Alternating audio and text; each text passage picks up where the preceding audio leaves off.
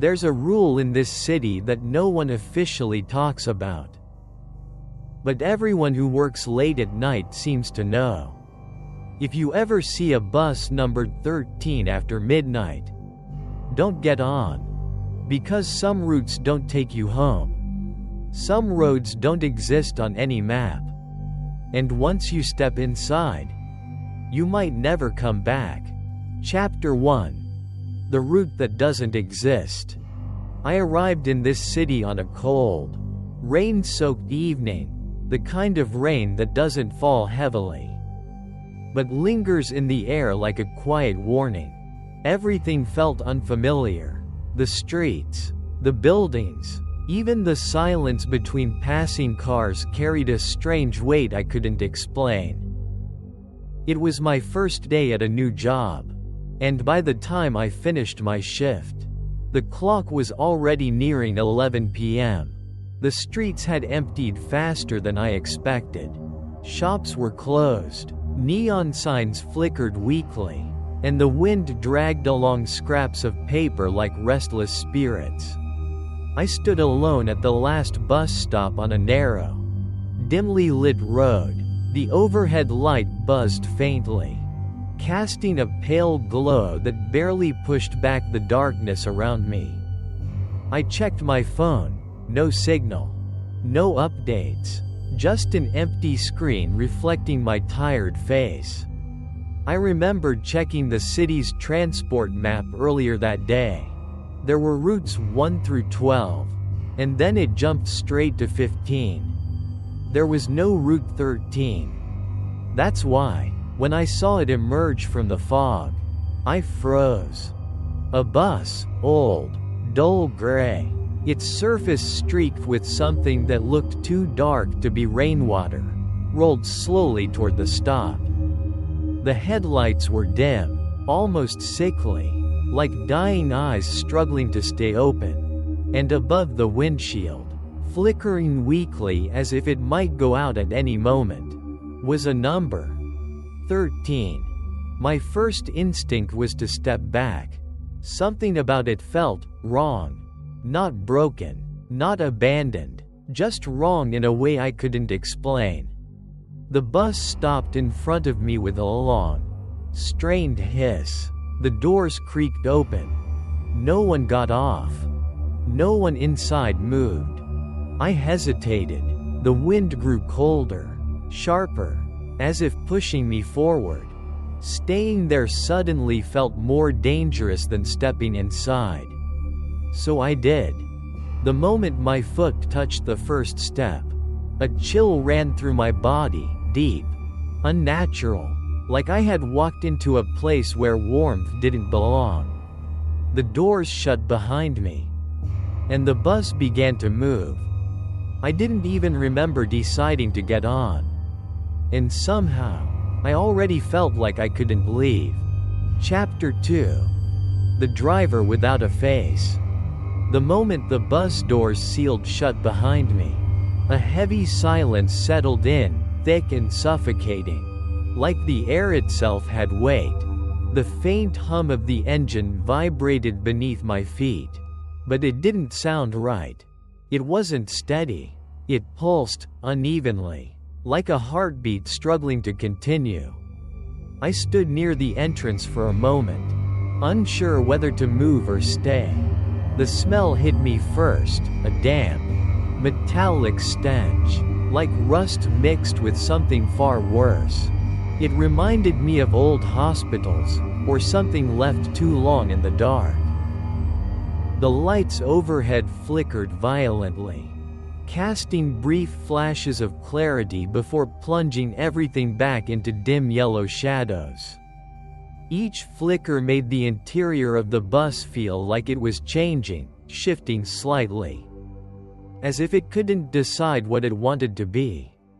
Then I noticed the driver.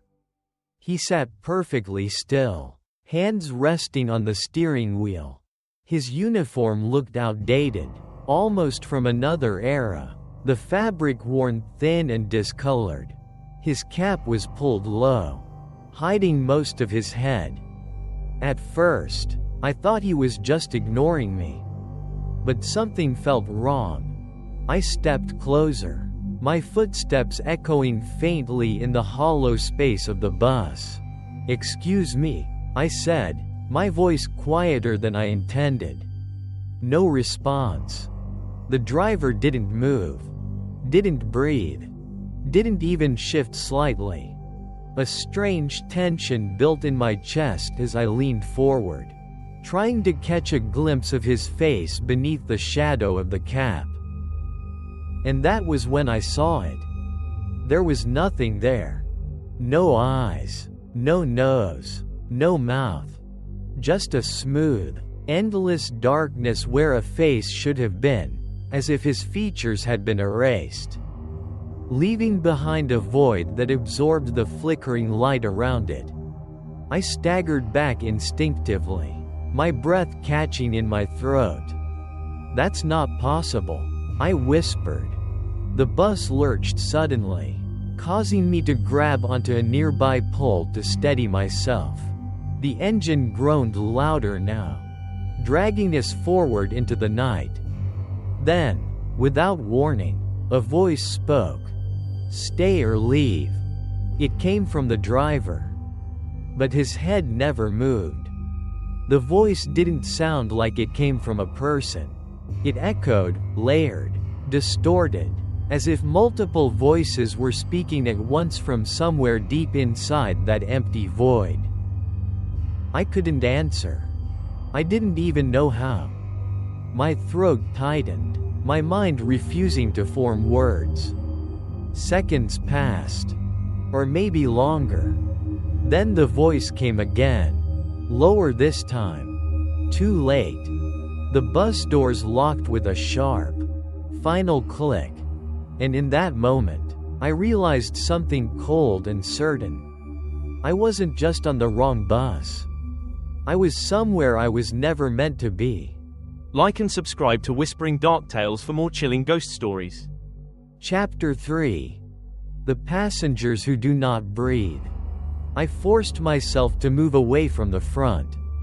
Standing near the driver felt unbearable, as if that empty, faceless void could turn toward me at any second, even without eyes, and still see everything. I walked deeper into the bus. Each step echoed unnaturally, too loud for such a confined space. The flickering lights above cast long, broken shadows that stretched across the aisle, twisting and shrinking with every pulse of dim yellow light. That was when I noticed them. The passengers. They were already there. I hadn't seen them when I first stepped in, or maybe I hadn't noticed them. They sat in silence, scattered across the rows. A woman in a pale dress near the window. An old man hunched forward, hands resting on a cane. A child clutching a worn, dirt-stained doll. At first glance, they looked normal. Too normal. But something felt deeply wrong. I chose a seat near the middle, my movements slow, cautious. As I sat down, the seat beneath me creaked softly, the sound swallowed almost instantly by the heavy silence. No one looked at me. No one spoke. No one moved. Not even slightly. The bus continued forward, the low growl of the engine filling the emptiness between us. I tried to steady my breathing. That was when I realized I couldn't hear anyone else breathing. I froze. The thought came slowly at first, then all at once. There were at least a dozen people on this bus. But there was no sound of life. No shifting fabric. No quiet inhales. No exhaled breaths. Nothing. Just the engine. And the faint, irregular buzzing of the lights. I turned my head slightly, careful not to make it obvious. The woman by the window stared straight ahead, her eyes wide open, unblinking. Her skin looked pale, too pale. like something drained of warmth long ago. The old man's chest did not rise, did not fall. The child's small hands gripped the doll tightly, but even the doll seemed wrong. Its stitched smile stretched wider than it should be. I swallowed hard. "Excuse me," I whispered, my voice trembling despite my effort to stay calm. No response.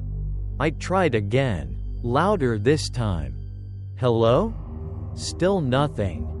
Then, the child moved. Just slightly. Its head tilted. Not toward me, but slowly, unnaturally, to the side. As if listening. My heart began to pound. And in that suffocating silence, I heard something else. Not breathing, not movement, but a faint, wet sound. Like something shifting beneath the skin. I stood up abruptly. And in that moment, every single passenger on the bus moved. Not their bodies, not their heads, only their eyes. All at once, they turned and locked onto me. Unblinking, silent, watching. I couldn't breathe. And somehow, neither could they. Chapter 4. The stop that doesn't exist. The bus slowed down. Not abruptly, but gradually. Like something reluctant to arrive. The engine's low growl softened into a strained hum. And the flickering lights above dimmed even further. As if whatever power kept them alive was beginning to fade. No one spoke. No one moved. But I could still feel their eyes on me. Even when I refused to look. The bus came to a complete stop with a long, dragging hiss. For a moment, nothing happened. Then, a sound. A dull click. The doors opened. Cold air rushed in, sharper than before, carrying with it a smell I couldn't place. It wasn't just damp or metallic. It was empty. Like air that had never been breathed. I forced myself to look outside. And immediately wished I hadn't. There was no street. No buildings. No lights. Only a vast, colorless void stretching endlessly in all directions. Like the world beyond the bus had been erased. And yet, there was a bus stop sign. Standing alone. Perfectly still. Perfectly intact. As if it belonged there. The sign read, "Stop 0. My stomach dropped. That wasn't possible. There was no such stop. There shouldn't be a 0. Behind me, I heard something shift. A slow, deliberate movement. One of the passengers stood up. The old man. The same one who hadn't moved, hadn't breathed, since I first noticed him. He rose stiffly, like joints long unused. The faint creak of bone echoing louder than it should have.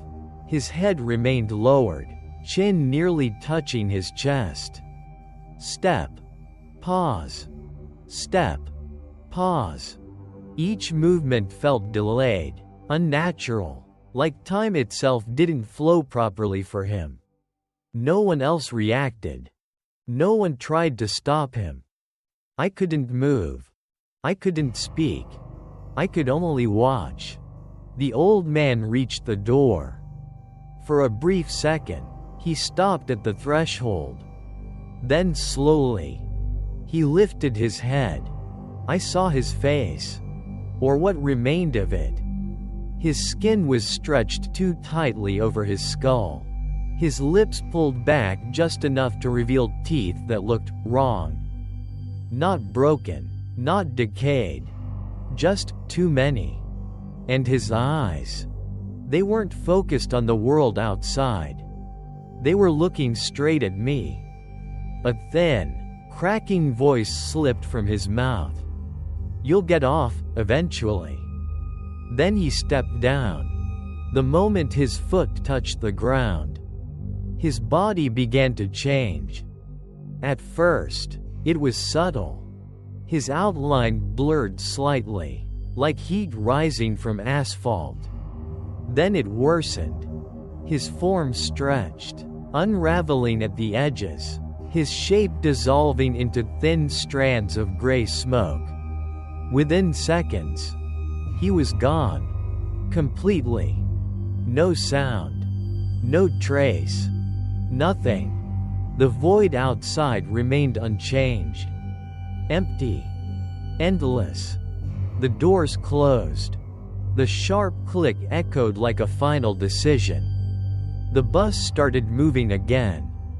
And behind me, I felt it. The eyes. Stronger now. Closer. Watching. Waiting. As if they all knew something I didn't. As if they all knew I wouldn't be staying on this bus forever. But leaving would be far worse. Like and subscribe to Whispering Dark Tales for more chilling ghost stories. Chapter 5. The Blood Ticket. The bus moved again. But something had changed. I could feel it, not in the motion, not in the sound of the engine, but in the air itself. It grew heavier, thicker, like something unseen had filled the space between us. The empty seat where the old man once sat remained untouched. No one acknowledged it. No one reacted. It was as if he had never existed. And somehow, that was worse. I tried to steady myself, gripping the edge of the seat in front of me. My hands felt cold, too cold, and when I looked down, I noticed something strange. My fingers were trembling. Not from fear. From something deeper. Something instinctive. Like my body was trying to warn me. Don't stay. Don't belong. Don't become like them. A soft sound broke through my thoughts. Tap. I froze. It came from behind me. Tap, tap. Slow. Rhythmic. Deliberate. I didn't want to turn around. Everything inside me screamed not to. But I did. And I instantly regretted it. A man stood in the aisle behind me. I hadn't seen him before. He was tall, too tall for the bus ceiling, his head slightly bent to fit inside. Neck angled at an unnatural tilt. His uniform resembled that of a conductor, though it looked old, stained, and worn beyond recognition. His face, I couldn't fully see it. Not because it was hidden, but because my mind refused to focus on it. Every time I tried, my vision blurred slightly, as if something was interfering, protecting me, or perhaps preventing me from understanding what I was seeing. In his hand, he held a stack of tickets. If they could be called that. They were dark, wet, thick, dripping. A drop fell onto the floor. Then another. The metallic smell hit me instantly. Blood. Fresh. Warm. He extended one toward me. His arm moved too smoothly, like it wasn't connected to the rest of his body. Ticket. The voice didn't come from his mouth. It came from everywhere around me. From the seats. From the floor. From inside my head. I shook my head instinctively. I didn't. The word pay never left my lips. Because something tightened around my chest. Invisible. Crushing. Ticket. This time, louder. Sharper. The air grew colder. The passengers shifted. Not their bodies. Not their heads. But I could feel their attention sharpening. focusing entirely on me. Waiting. Watching. Judging. My hand moved before I could think. I reached out. And took it. The moment my fingers touched the ticket, a jolt shot through my arm. Cold. Burning. Wrong. I gasped, pulling it closer. It wasn't paper. It was something thicker. Organic. Soft, yet fibrous. And it was still bleeding. A thin line of red ran across its surface, forming symbols I couldn't read, but somehow understood. A destination. A price. A warning. The pressure around my chest vanished. Instantly. The conductor withdrew his hand. Slowly. Deliberately. Then, without another word, he turned and walked away. Step by step, his body seemed to fade into the dimness of the bus, dissolving into shadow until he was no longer there. Gone. As if he had never been. I stared at the ticket in my hand. It pulsed faintly, like it had a heartbeat of its own. And then, a whisper. So close it felt like it came from inside my skull. Keep it. My grip tightened. I didn't know why. But I knew one thing with terrifying certainty. Whatever this was, it wasn't just a ticket. It was the only thing standing between me and whatever happened to the ones who disappeared. Chapter 6. The Whisper Behind You. I didn't know how long we had been moving. Time inside the bus didn't feel real anymore. There were no turns, no stops, no sense of direction, just the endless vibration beneath my feet and the low, unnatural hum of the engine dragging us forward into something I couldn't see. I kept my eyes on the blood-soaked ticket in my hand.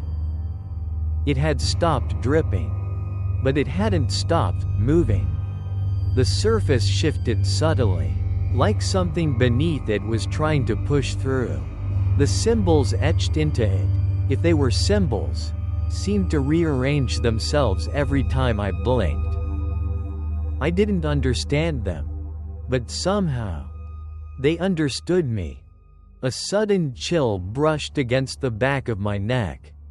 I stiffened. No one had moved. No one had gotten closer.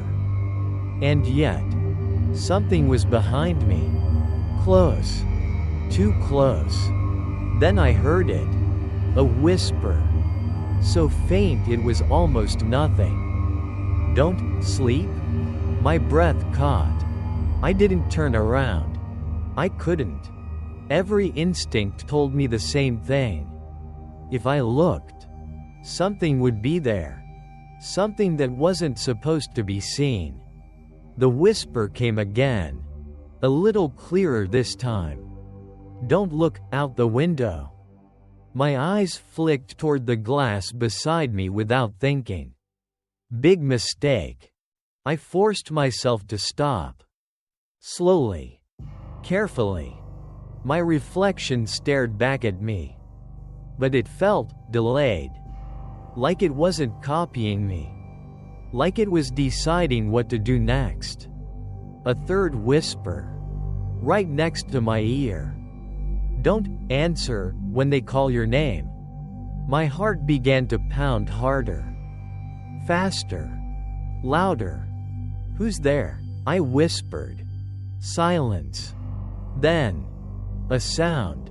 Soft. Wet. Dragging. Something moved behind me. Not footsteps. Not breathing. Something worse. I could feel it now. A presence leaning closer. Hovering just above my shoulder. If I leaned back even slightly, I would touch it. My fingers tightened around the ticket. It pulsed again. Stronger this time. As if reacting. As if warning me. Then, A voice called out. Clear. Familiar. Hey. I froze. No. No. No. No. That voice. It was someone I knew. Someone from before. From outside. Sang. My blood ran cold. It called my name. Exactly as I remembered it. Exactly as it should sound. Every part of me wanted to turn around. To answer. To see who it was. But the whisper. The rule. Echoed louder in my head. Don't answer when they call your name. The voice came again. Closer. More urgent. Sang. It's me, turn around. My throat tightened. My lips trembled. I almost spoke. Almost. But instead, I shut my eyes tightly and gripped the ticket harder. The bus suddenly jerked. Violently. The lights flickered rapidly, plunging everything into chaotic flashes of light and shadow. And then, a scream. Right behind me. Not human. Not anything I could understand. It was rage. It was hunger. It was something denied. The pressure vanished instantly. The presence. Gone. Just like that. Silence returned. Heavy. Oppressive. Final. I opened my eyes slowly. Nothing had changed. The passengers remained still. Unmoving. Unbreathing. But now, I understood something I hadn't before. This place had rules. Simple. Clear. Absolute. Break them. And you don't just disappear. You become part of it. I swallowed hard, staring down at the ticket in my hand. It had changed again. The symbols shifted, reforming into something sharper, more defined, almost like a countdown. Like and subscribe to Whispering Dark Tales for more chilling ghost stories. Chapter 7. The New Passenger. The bus slowed again. Not suddenly, never suddenly, but with that same unnatural reluctance. As if it resisted stopping. As if whatever lay ahead was something even it feared. The lights dimmed. The engine groaned. And then, it stopped. The doors opened with a long, hollow hiss. Cold air spilled inside. But this time, it wasn't empty. I could feel it immediately. Something was out there. Waiting. I didn't look. I remembered the whisper. Don't look. So I kept my eyes forward. Locked onto the cracked floor beneath my feet. My grip tightening around the blood ticket. Seconds passed. Or minutes. Time didn't exist here anymore. Then, a sound. Soft. Wet. Footsteps. Slow. Dragging slightly with each step. Someone was getting on. No one else reacted. The passengers remained still, their bodies frozen, their eyes forward. Yet I could feel their awareness sharpen, like silent witnesses to something inevitable.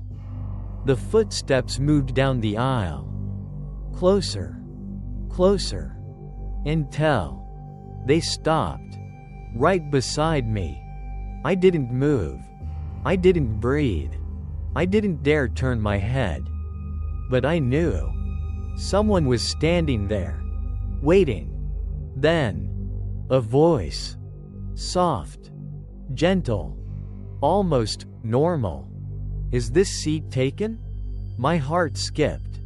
It sounded human. Too human. I hesitated. The rules. What were the rules? Don't sleep. Don't look out the window. Don't answer when they call your name. Nothing about speaking. Nothing about this. My silence stretched. The presence didn't move. Didn't leave. Just waited. "I'll sit here," the voice said quietly. Before I could react, the seat beside me creaked. The weight sank into it. Something sat down, close enough that I could feel the cold radiating from it. Colder than the air. Colder than the bus. Colder than anything I had ever felt. I swallowed hard. And slowly, against every instinct, I turned. She sat beside me. A girl, maybe in her early 20s. Her clothes were soaked, clinging to her body as if she had just stepped out of deep water. Strands of wet hair hung over her face, dripping slowly onto the floor. For a brief moment, I thought she looked normal. Then she moved. She lifted her head, and the world seemed to tilt. Her face was incomplete. Where her eyes should have been, there was nothing. Not darkness.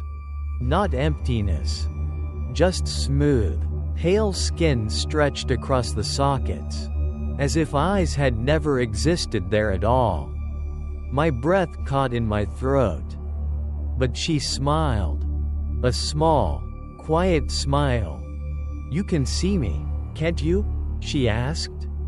Her voice was calm. Too calm. I couldn't answer. I didn't trust my voice anymore. She tilted her head slightly, as if studying me. "Good," she whispered. "That means you're still in between." A cold shiver ran down my spine. "In between what?" I forced out. Her smile widened. Slowly. Unnaturally. "Not alive," she said softly. "Not yet gone." My grip tightened around the ticket. It pulsed again. Faster now. Like it was reacting to her. Or warning me about her. She leaned closer. Too close. I could feel the damp chill of her presence against my skin. "Do you hear them?" she asked. I froze. "Hear what?" Her head tilted again. And though she had no eyes, I felt her looking directly at me. "The one's calling you," she whispered. My heart slammed against my chest. She knew. She knew about the voice. About my name. About everything. "They won't stop," she continued. "Not until you answer." I shook my head quickly. "I won't." Her smile faltered. Just for a second. Then returned. Wider than before. "They all say that." Silence fell between us. Heavy. Tight. Uncomfortable. Then, she leaned back slowly, resting into her seat. And in a voice barely above a breath, she said, "When the time comes, you'll have to choose." My chest tightened. "Choose what?" She didn't answer immediately. Instead, she turned her head slightly toward the front of the bus. Toward the driver. Toward the endless road ahead. And whispered, "Whether you want to leave or stay with us." Chapter 8. The Road That Never Ends. The bus didn't stop again. It just kept moving. Forward. Always forward. No turns. No intersections. No signs. Nothing. I don't know when I realized it. Maybe it was gradual. Maybe it hit me all at once. But at some point, I understood something deeply wrong. There was no world outside anymore. I forced myself to glance at the window, just for a second. Just enough. And that was enough to make my stomach drop. There were no buildings. No street lights. No sky. No ground I could recognize. Just an endless stretch of darkness, flat, empty, and unmoving. It wasn't night. It wasn't even space. It was absence. Like reality had been peeled away, leaving behind something unfinished. I quickly pulled my gaze back. The rule: don't look out the window. Too late. Something shifted. Not outside. Inside. The air changed. Subtly. But unmistakably.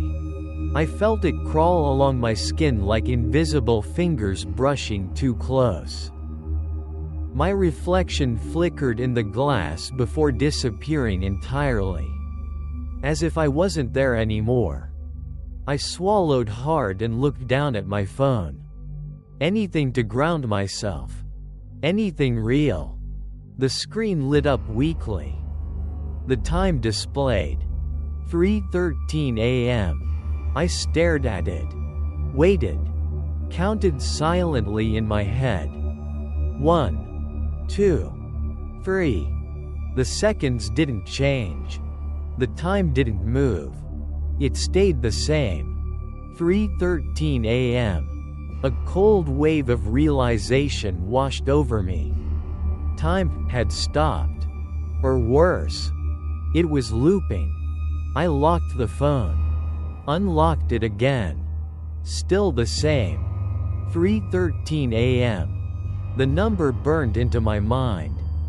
13. Of course. I should have known. Everything here revolved around that number. The route. The time. The rules. The bus suddenly lurched. Hard. I grabbed the seat in front of me to steady myself. The lights flickered violently. Faster than before. Stuttering in rapid bursts that made everything appear fragmented. Like broken frames of a corrupted film. In one flash, the passengers were still. In the next, they were closer. Not moving. Just closer. I blinked rapidly. No, that wasn't possible. They hadn't stood up. Hadn't walked. But the distance between us had shrunk. The girl beside me remained seated, unmoving, her head slightly tilted, listening, always listening. "Do you feel it?" she asked quietly. I didn't answer. I didn't trust myself to. The bus trembled again. The sound of the engine deepened, distorting into something almost organic, like a low, endless groan coming from something alive beneath us.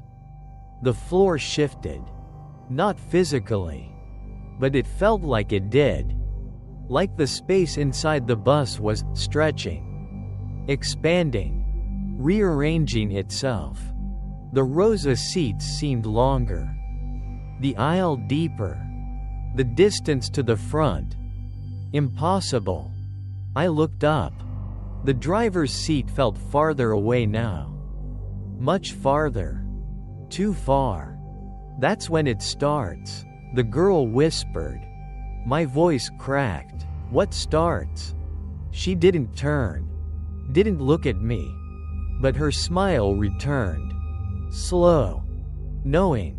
"Losing your place," she said. My chest tightened. "What does that mean?" Her fingers twitched slightly in her lap. The only movement I had seen from her since she sat down. "It means," she murmured softly, "you're no longer where you think you are." The lights flickered again. This time, everything went dark. Completely. For 1 second.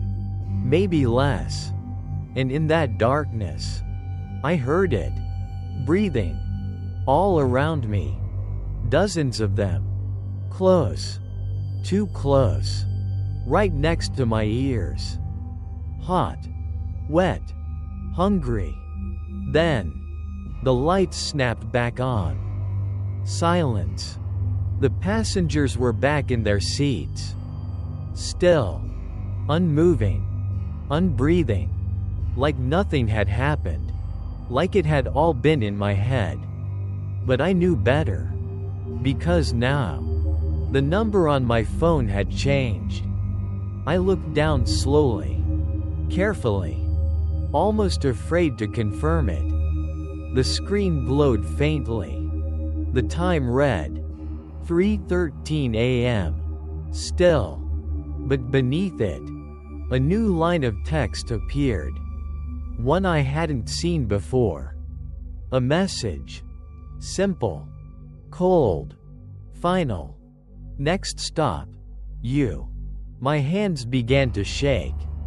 And for the first time since stepping onto the bus, I understood something worse than fear. This ride wasn't taking me somewhere. It was bringing something to me. Like and subscribe to Whispering Dark Tales for more chilling ghost stories. Chapter 9. The Dead Among Us. I couldn't stop staring at the screen. Next stop. You. The words didn't blink. Didn't fade. They stayed there. Burned into the dim glow of my phone like something carved into reality itself. My hands trembled as I lowered it slowly. No, I whispered under my breath. This isn't real. But even as I said it, I knew. It was. Everything here followed rules. And messages like that, they weren't warnings. They were inevitabilities. Beside me, the girl let out a soft, almost amused breath. You finally see it, she said. Her voice was quieter now. Less curious. More certain. I turned toward her, forcing myself to meet that smooth, eyeless face. What is this place? I asked, my voice cracking despite my effort to stay calm. Her head tilted slightly. You still think this is a place? She replied. A cold weight settled in my chest. What do you mean? She didn't answer immediately. Instead, she lifted one hand slowly and pointed forward, toward the rows of silent passengers. Look at them, she said. I hesitated. Then followed her gesture. The woman by the window. The old man's empty seat. The child with the doll. They hadn't changed. They were still. Still as statues. But now, I saw it. Not with my eyes. But with something deeper. They weren't quiet. They weren't calm. They weren't waiting. They were gone. Empty. Like bodies left behind after something important had already left them. They're not alive, the girl said softly. My throat tightened. I know that, I replied quickly. I mean, they don't breathe. They don't. No, she interrupted gently. You don't understand. Her voice dropped lower. Colder. They're not just not alive. A pause. They're what's left. The words hit harder than I expected. What's left, of what? She turned her head slightly toward me. And though she had no eyes, I felt it. That impossible gaze. Of people who didn't leave. My heart skipped. Leave, where? She didn't answer. Not directly. Instead, she leaned closer. Close enough that I could feel the damp chill radiating from her skin again. Tell me something, she whispered. Do you remember how you got here? The question caught me off guard. I took the bus, I said instinctively. Her smile widened. Before that, my thoughts stalled. Before that? I tried to remember. Leaving work. The empty street. The bus stop. Then. Nothing. A gap. A blank space where something should have been. My breathing grew uneven. I started, but no words came out. She nodded slowly. As I thought. Her voice softened. Not kinder. Just certain. You don't remember dying. The word hit like a physical blow. Stop, I said immediately, shaking my head. That's not true. She didn't argue. Didn't react. She just reached into the fold of her soaked clothing and pulled something out. A piece of paper. Old. Crumpled. Stained. She handed it to me. Reluctantly, I took it. My fingers felt numb as I unfolded it. A newspaper clipping. The date. Recent. Too recent. My eyes scanned the headline. And everything inside me collapsed. Late night bus crash claims multiple lives. Below it, a list of names. I saw mine immediately. No hesitation. No doubt. My name. Printed clearly. Officially. Final. No, I whispered, my voice barely audible. This is wrong? But it wasn't. I could feel it now. Not just fear. Not just confusion. But something deeper. A memory. Fragments breaking through the darkness. The screech of tires. A sudden jolt. A violent impact.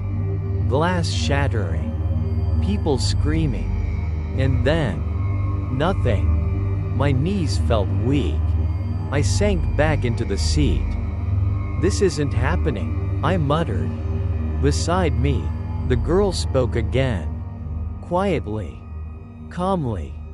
This is the part where most of them break. I looked up at her. Most. She nodded. They either accept it. A pause. Or they don't. Her smile returned. Wider now. More unnatural than before. And the ones who don't. I didn't want to ask. But I had to. What happens to them? She leaned in one last time. Her voice barely more than a breath. They stay. The bus suddenly jerked again.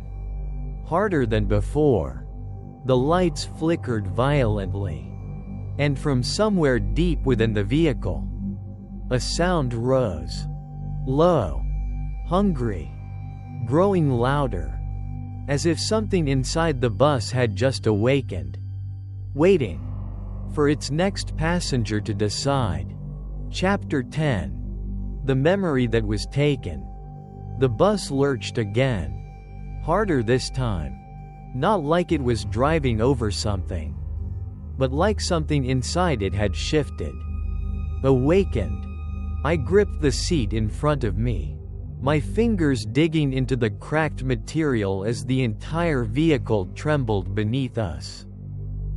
The sound came again. Low. Deep. Not mechanical. Not something an engine should make. It was alive. A slow, dragging groan that seemed to come from everywhere at once. Walls. Floor. Ceiling. Like the bus itself was breathing. No. Not breathing. Hungry. I squeezed my eyes shut. No. This isn't real.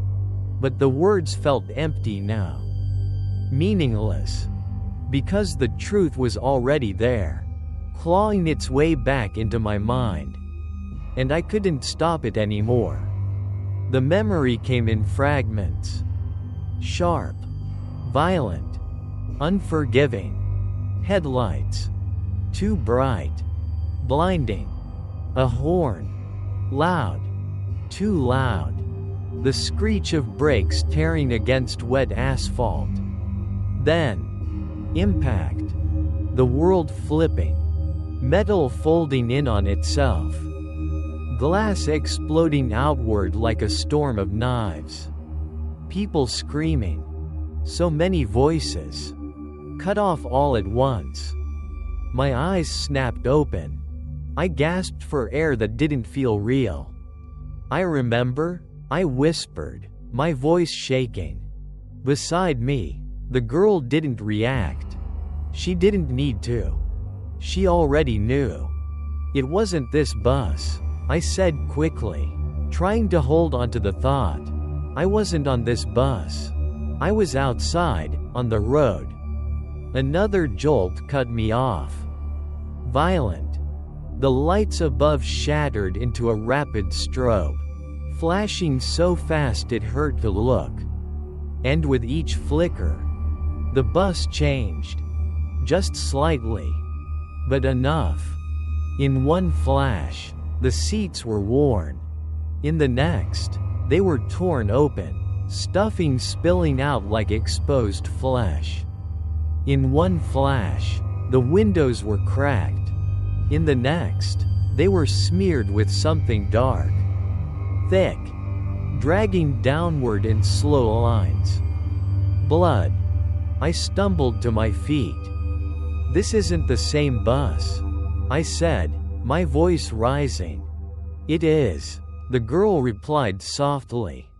I turned to her. What? Her head tilted. It always was. The words didn't make sense. They died in a crash, I said, shaking my head. A different bus, not this one. You're still thinking like someone who has somewhere else to go. She interrupted. Her tone wasn't cruel, just detached. There is no other bus, she continued.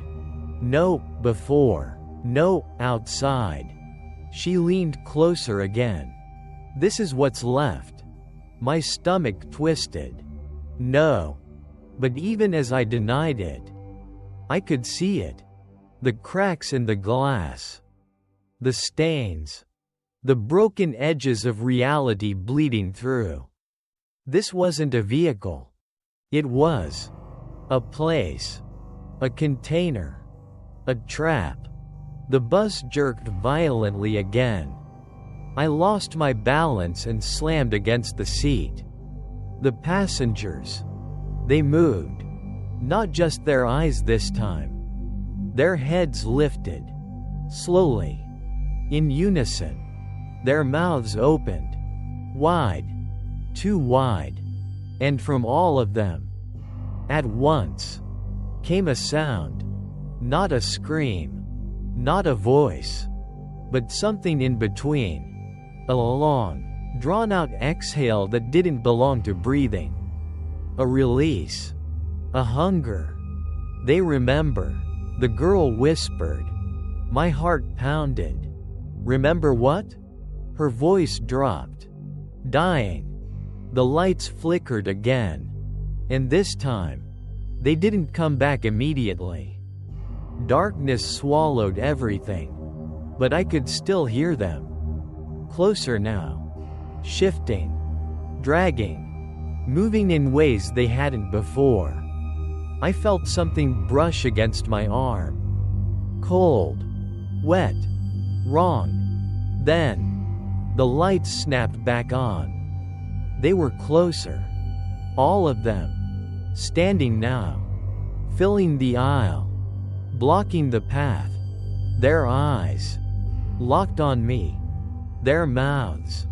Still open. Still waiting. I stumbled back. They're not supposed to move. I whispered. They weren't, the girl said quietly. My chest tightened. Then why? Because you remember now. Her words hit like a final piece falling into place. The bus groaned louder. The walls pulsed faintly. Like veins beneath skin. The floor shifted again. Not metaphorically. Actually. The aisle stretched. Narrowed. Closed in. The space around me tightening like something alive. Memory is what binds you here, she said. And what sets you free? I shook my head. panic rising fast now. What does that mean? She didn't answer immediately. Instead, she reached out, slowly, and placed her cold hand over mine, the one holding the blood ticket. It pulsed violently at her touch. Faster, stronger, like a heartbeat on the edge of collapse. It means, she whispered, you're running out of time. The bus screamed. Not the passengers. Not the engine. The bus itself.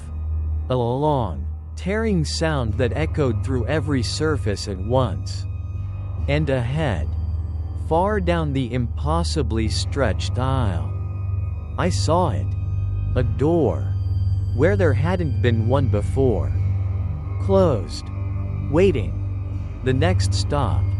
And somehow, I knew. It wasn't going to wait for me to be ready. Like and subscribe to Whispering Dark Tales for more chilling ghost stories. Chapter 11. When the driver turned around, the door at the end of the aisle didn't move. It didn't need to. Because everything else did. The bus groaned, louder now. Deeper. Like something enormous was shifting beneath its surface. The walls pulsed again, slow and deliberate, like veins feeding something unseen. The air grew thicker, harder to breathe, pressing against my chest as if it didn't want me to move forward. The passengers took another step closer. All at once. No hesitation. No sound of feet. Just closer. Their mouths still hung open, stretched too wide, their expressions frozen somewhere between agony and hunger. And their eyes, still locked on me. Waiting. For what? I didn't know. But I could feel it. They weren't just watching anymore. They were expecting. Behind me, the girl remained seated. Still calm. Still detached.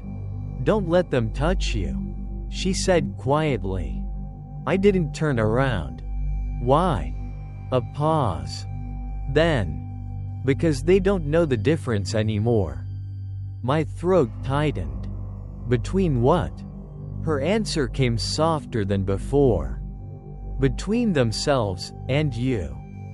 A cold wave rushed through my body. I stepped back instinctively. And something changed. At the front of the bus. A shift. Subtle. But wrong. The driver. He moved. For the first time since I had stepped onto this bus. He moved. Not his hands. Not his body. His head. Slowly. Too slowly. It began to turn. The motion wasn't smooth.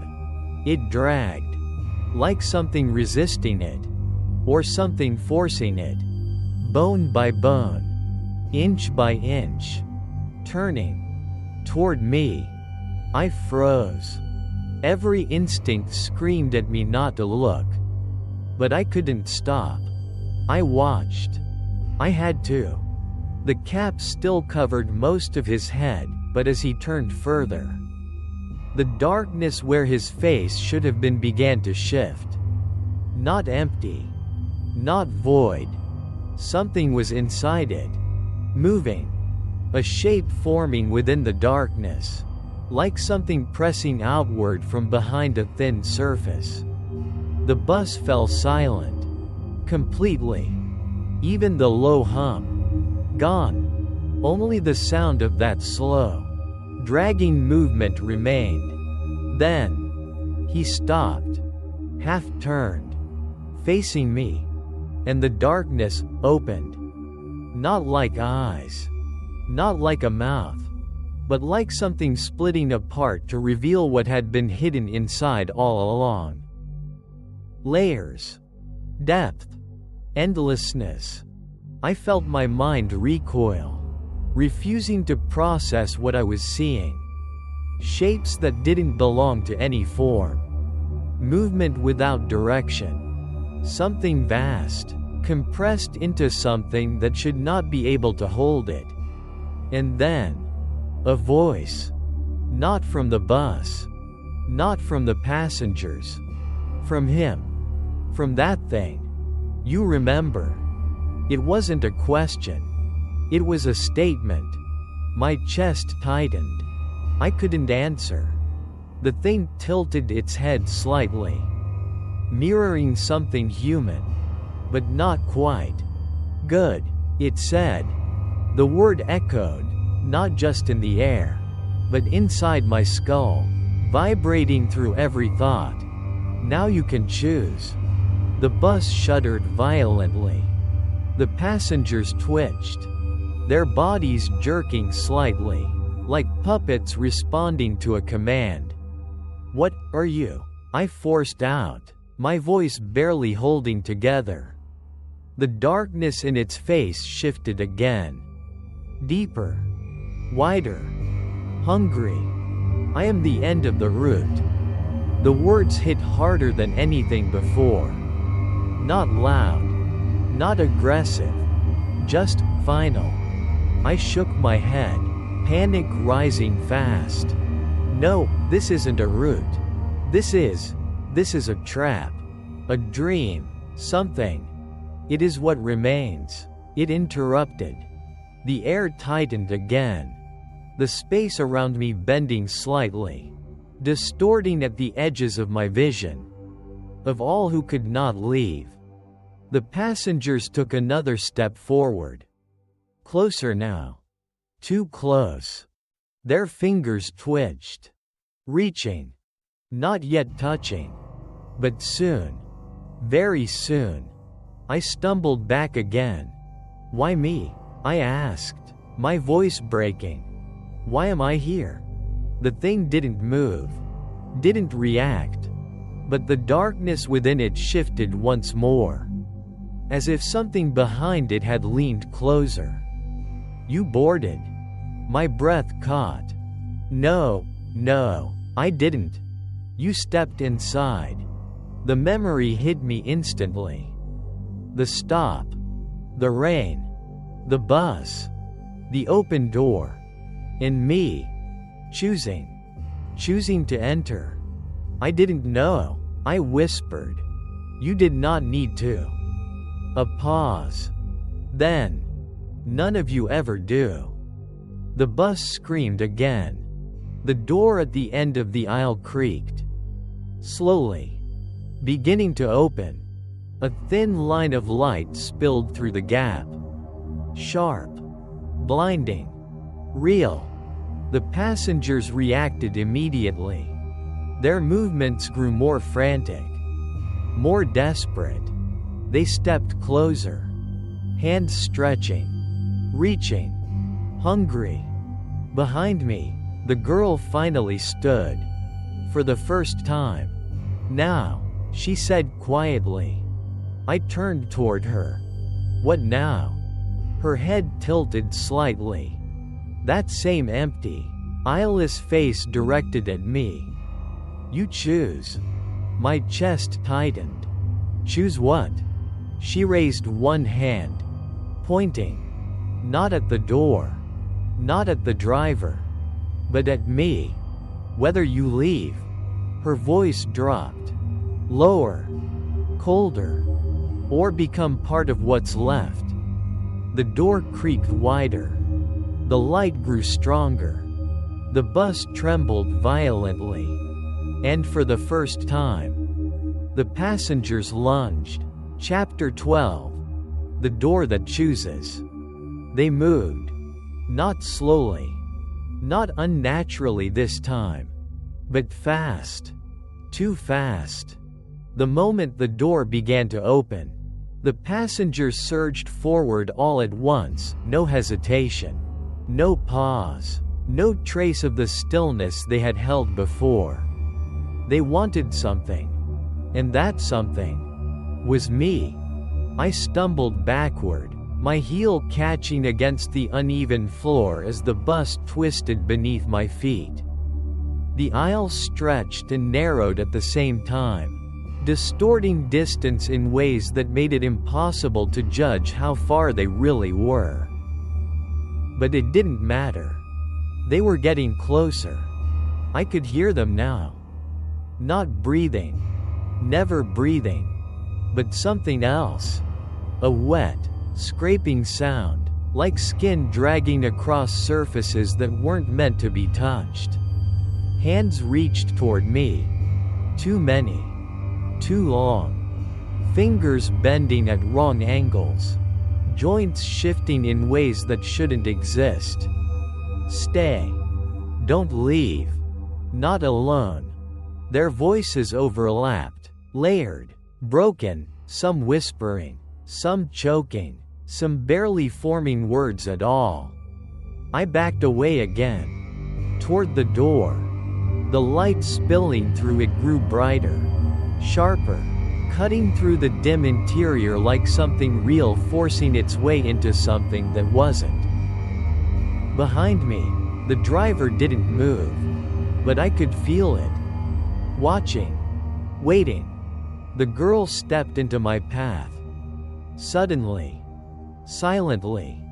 Blocking me. Her soaked hair clung to her face. Her eyeless features turned toward me with that same impossible stillness. "You can't just run," she said softly. My voice cracked. "Move."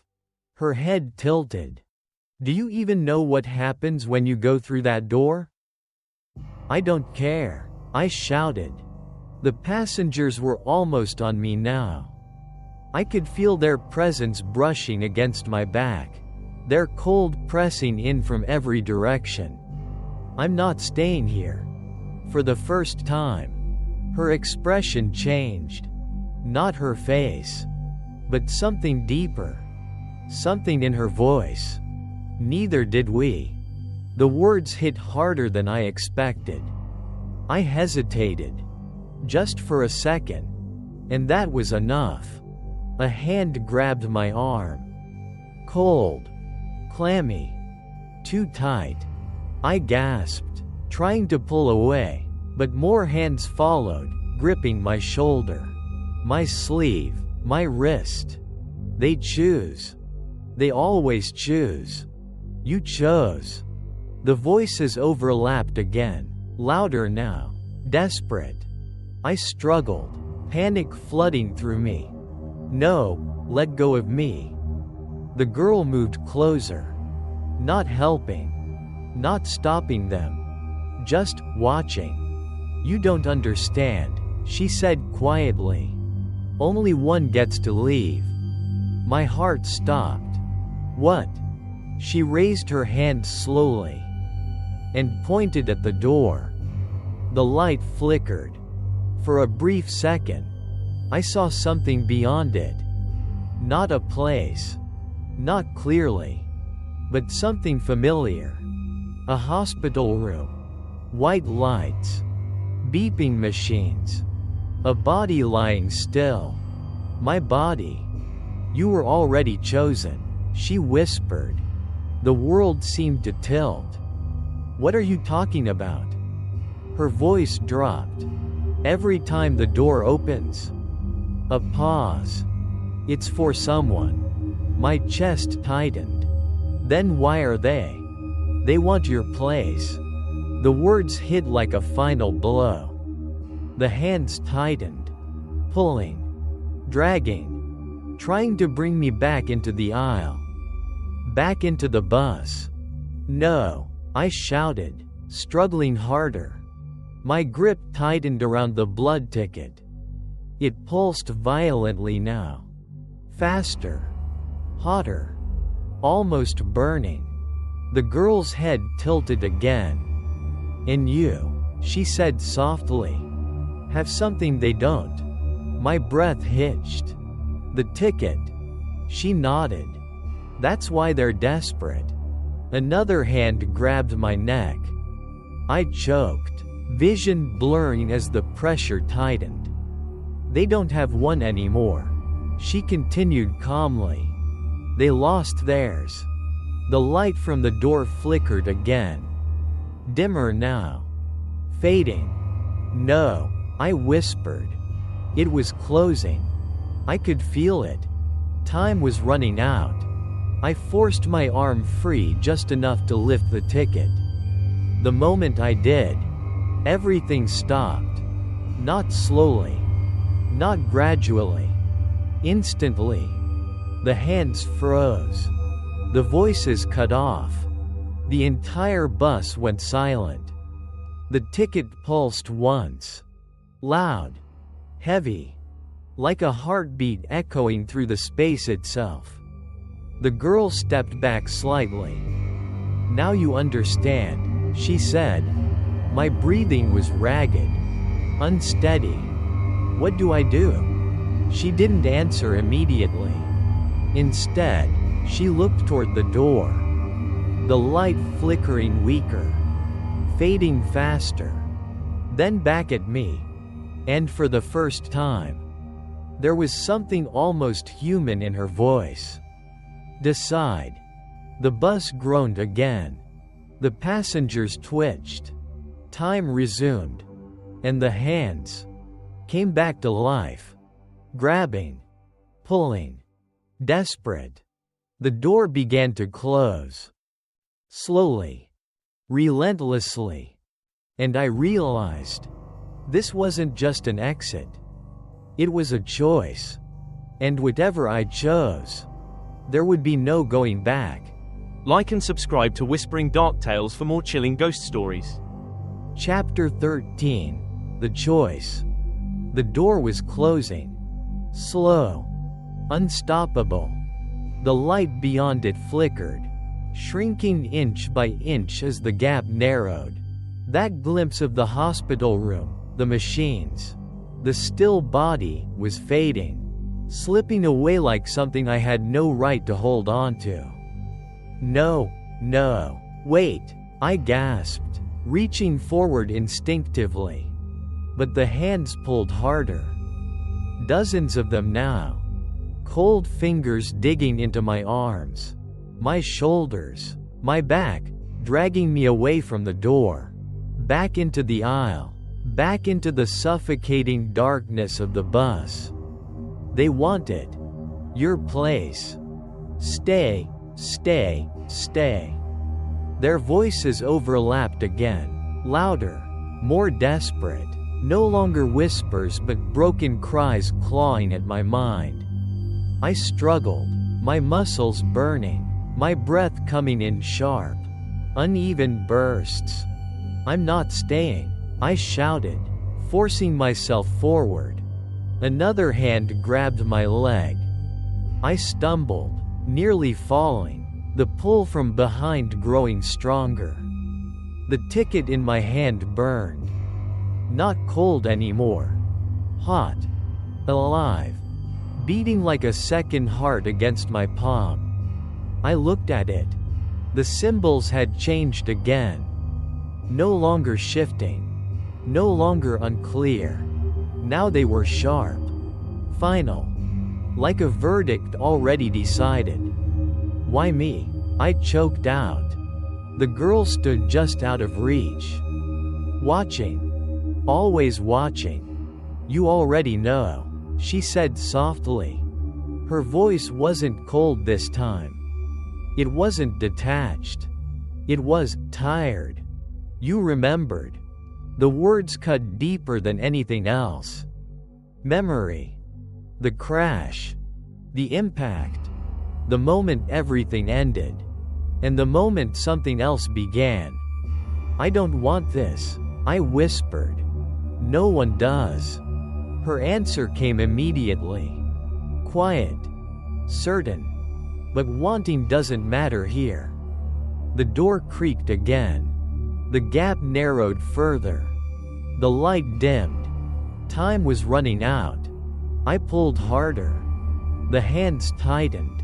My vision blurred as pressure built around my throat again. I couldn't breathe. Couldn't think. Couldn't. Sang. The voice. Clear. Familiar. From the door. From the light. My heart stopped.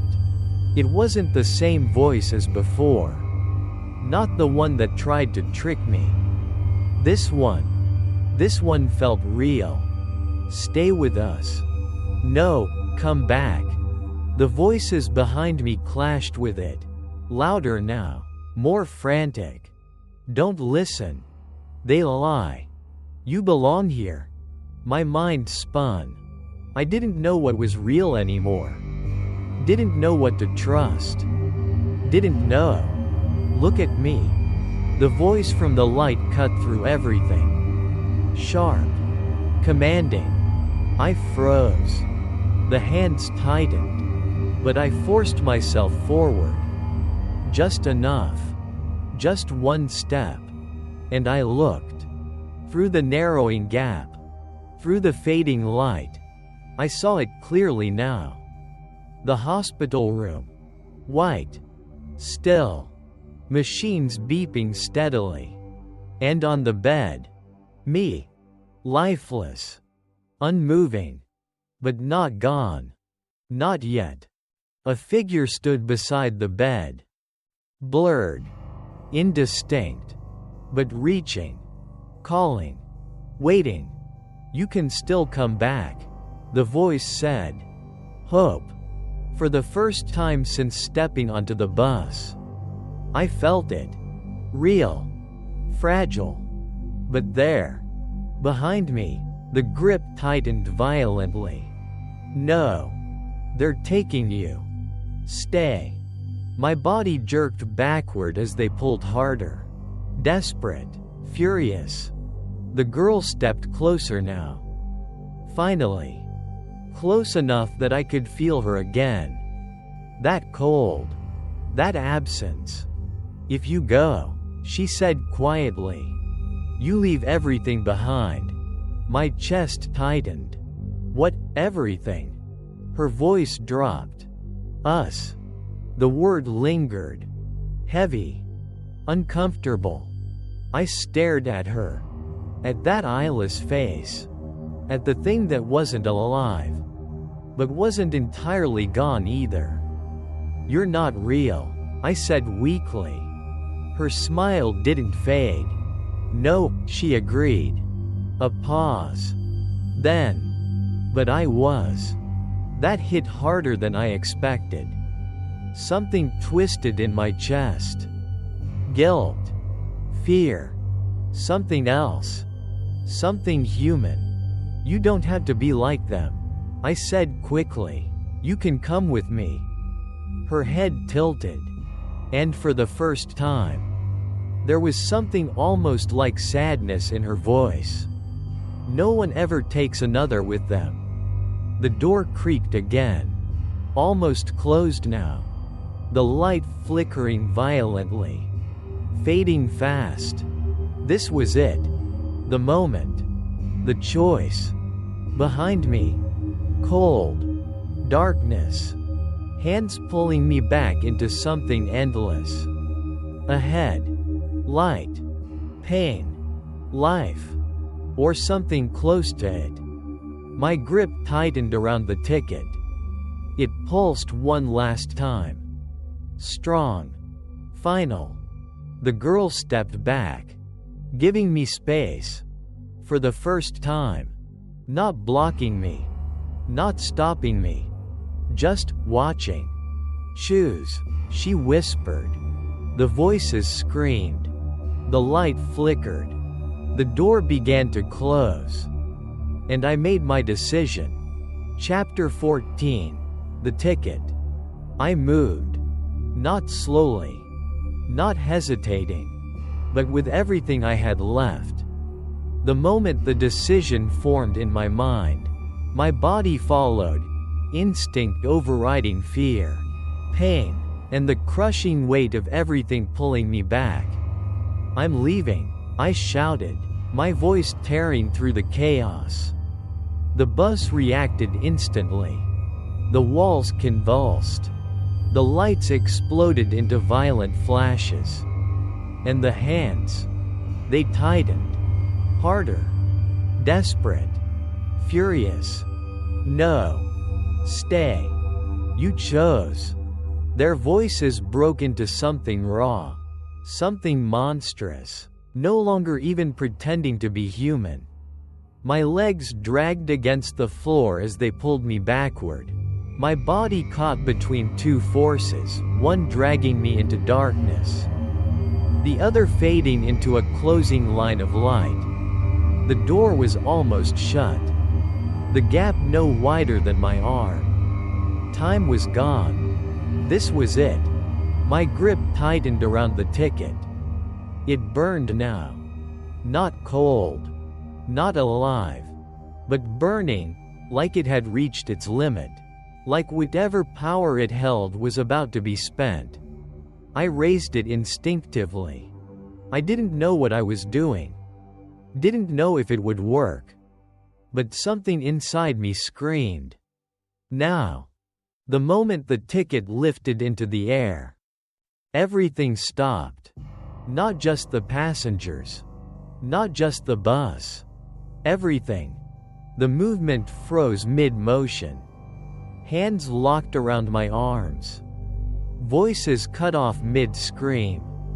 The flickering lights halted in a single, dim glow. Even the pressure in the air. Gone. Silence. Absolute. The ticket pulsed once. A deep, heavy thud. Like the final beat of a heart.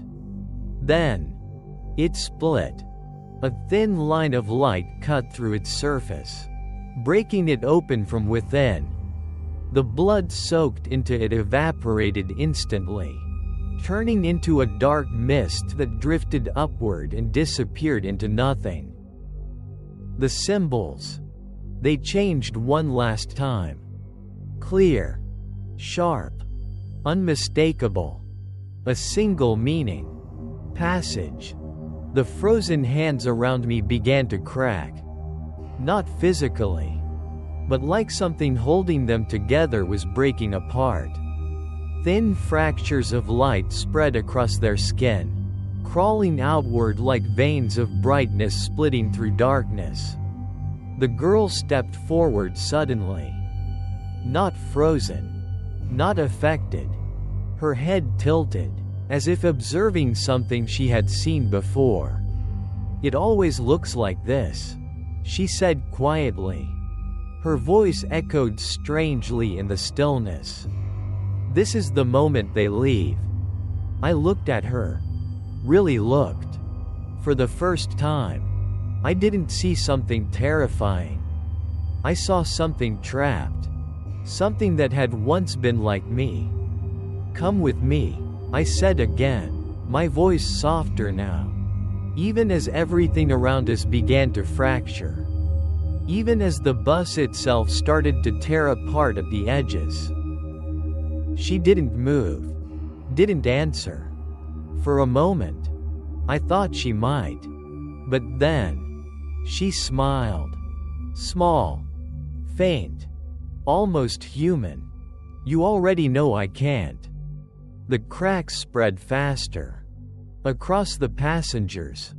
Across the floor. Across the walls. The bus was coming apart. Not breaking. Unraveling. Like it had never truly existed in the first place. The door. Still there. Barely. The light beyond it flickered violently. Struggling to hold. You have to go, she said. For the first time. Urgent. I hesitated. Just for a second. Will you? No. The answer was immediate. Gentle. Final. But I'll remember you. Something twisted in my chest.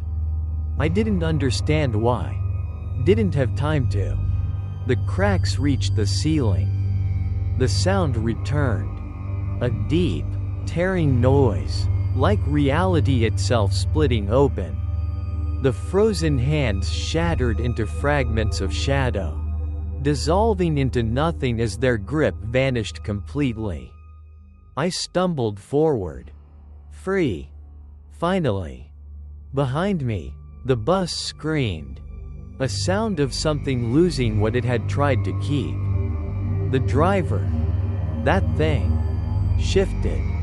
The darkness within its face collapsing inward, twisting violently as if being pulled apart by an unseen force. "You cannot leave," it said. But the voice, it was weaker now. Breaking. "You boarded." "I'm getting off," I said, my voice steady despite everything. The door began to close again. Faster this time. The light shrinking rapidly. No more hesitation. No more doubt. I ran. Every step felt like pushing through something thick. Something resisting me, but I forced myself forward. Ignoring the pull. Ignoring the collapsing world behind me. The girl's voice followed. Soft. Fading. "Don't come back." I didn't look back. I couldn't. The light filled my vision. Blinding. Overwhelming. Real. And just as the door snapped shut, I leapt. Like and subscribe to Whispering Dark Tales for more chilling ghost stories. Chapter 15. The Last Stop. Light. Blinding. Endless. For a moment, I felt nothing. No weight. No pain. No fear. Just light. Then, sound returned. Faint at first. A steady, rhythmic beeping. Air rushed into my lungs violently. Like I had been drowning and only just broken the surface. My chest convulsed as I gasped. Every breath sharp, painful, real. Voices. Distant. Panicked. "He's waking up. Get the doctor, now." My eyes fluttered open. The world came back in fragments. White ceiling. Harsh fluorescent lights. The smell of antiseptic. A hospital room. I was lying in a bed. My body heavy. Weak. As if I hadn't used it in a long time. For a moment, I couldn't move. Couldn't think. Couldn't process. Then, it hit me. The bus. The passengers. The door. I jerked upright suddenly, gasping. No. Pain shot through my body instantly, forcing me back down as machines around me beeped louder in response. "Easy, easy," a voice said urgently. Hands pressed against my shoulders, holding me down gently but firmly. "You've been unconscious for 3 days," someone said. 3 days. The number echoed strangely in my mind. 13. Always circling back. I turned my head slowly. My vision still blurry. A doctor stood beside the bed. His expression a mix of relief and concern. "You were involved in a traffic accident," he continued. "A late-night bus collision. You're lucky to be alive." Lucky. The word felt wrong. My throat was dry as I forced out a question. "The bus," I whispered. "What number was it?" The doctor hesitated. Just for a second. Then, 13. My stomach dropped. A cold wave spread through my body, replacing the warmth I had just regained.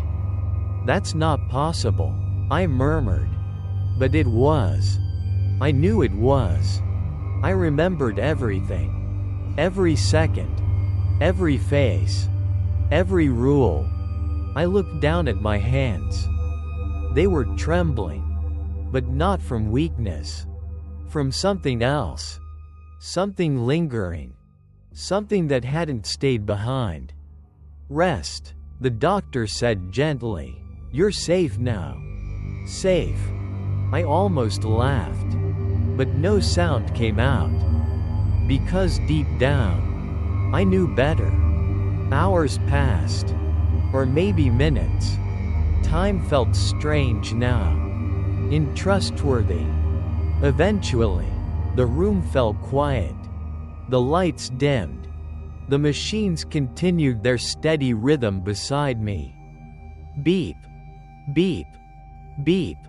I lay still, staring at the ceiling, trying not to think, trying not to remember, trying not to hear the whispers. At first, I thought it was my imagination. A side effect. Trauma. Something my mind created to cope. But then, I heard it again. Faint. Close. Too close. Don't forget. My breath caught. Slowly, I turned my head. The room was empty. No one there. No movement. No shadows. Nothing. And yet, the feeling remained. That same presence. That same cold. That same awareness. Watching. Waiting. I swallowed hard and forced myself to sit up again. This time, slower. Careful. My body protested, but I ignored it. Because something else had caught my attention. Something I hadn't noticed before. On the small table beside my bed, there was something lying there. I didn't remember anyone placing it there. I didn't remember bringing anything with me. But it was there. Still. Silent. Waiting. My heart began to pound. I reached out slowly, my fingers trembling, and picked it up. A ticket. Dark. Thick. Slightly damp. My breath stopped. No. I turned it over.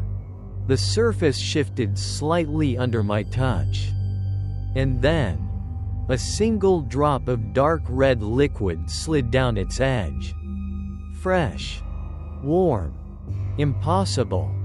The symbols on it began to rearrange. Slowly. Deliberately. Forming something new. A new message. Clear. Unmistakable. Next route. 13. My hands shook violently. This isn't over? I whispered. The lights in the room flickered. Once. Twice. Then. They went out. Darkness swallowed everything. And in that darkness, I heard it. The sound of an engine. Low. Distant. Getting closer. And closer. And closer. Then, a voice. Right beside my ear. Soft. Familiar. Almost gentle. Next stop. A pause. A breath that didn't belong to the living. You again. They say the last passenger of Route 13 always wakes up, eventually. But something always comes back with them. So if you ever find yourself waiting alone at a bus stop after midnight, and a quiet, empty bus slowly pulls up, don't look at the driver. Don't listen if it calls your name. And whatever you do, don't get on. Like and subscribe to Whispering Dark Tales for more chilling ghost stories.